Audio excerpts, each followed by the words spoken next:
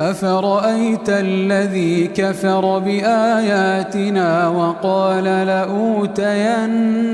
مالا وولدا أطلع الغيب أم اتخذ عند الرحمن عهدا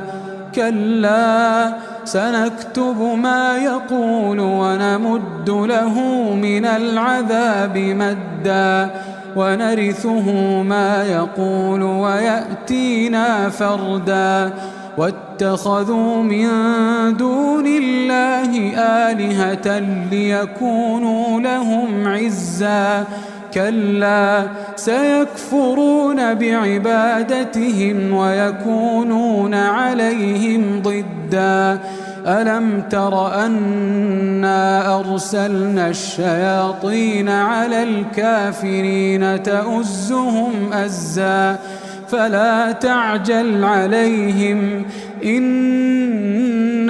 نعد لهم عدا يوم نحشر المتقين إلى الرحمن وفدا ونسوق المجرمين إلى جهنم وردا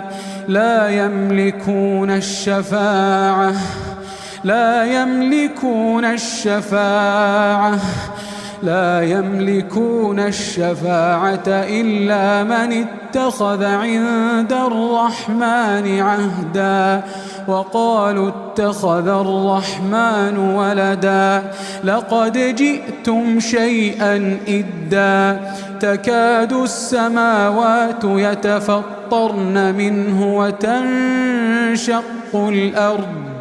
وتنشق الأرض وتخر الجبال هدا أن دعوا للرحمن ولدا وما ينبغي للرحمن أن يتخذ ولدا إن كل من في السماوات والأرض إلا آتي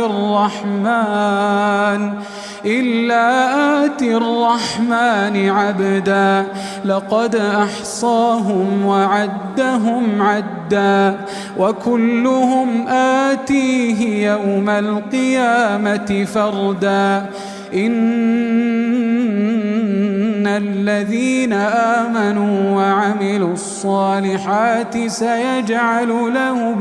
سيجعل لهم الرحمن ودا